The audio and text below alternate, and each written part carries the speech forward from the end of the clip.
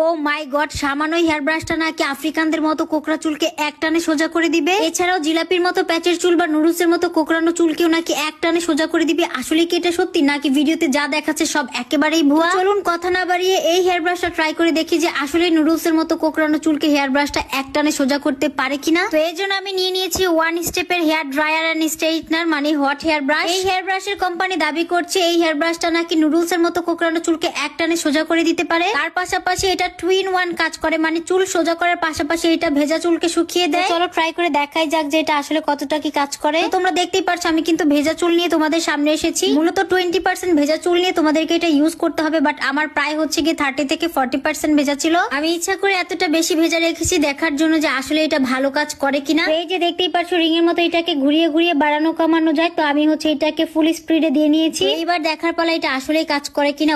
1 2 3, ও মাই god, দেখো একটা টানে আমার হেয়ারটা কতটা বেশি সোজা হয়ে গেছে। আমি কিন্তু তোমাদের বোঝার সুবিধার্থে কোনো ধরনের ভিডিও কাট করিনি, যতক্ষণ আমি ব্রাশটা হেয়ারে ইউজ করছি ততক্ষণ পর্যন্ত আমি ভিডিওটা রেখেছি। এবার তোমাদেরকে আমি আরেক সাইডে ইউজ করে দেখাচ্ছি যে আসলে এটা এক টানে চুলটাকে সোজা করতে পারে কিনা। ও মাই গড, জাস্ট দেখো এই পাশটা এক টানে কত বেশি সোজা হয়ে গেছে। এত কম প্রাইসে আমি এত সুন্দর একটা 2 in 1 hair dryer and straightener পাবো সেটা তো আমি কখনো ভাব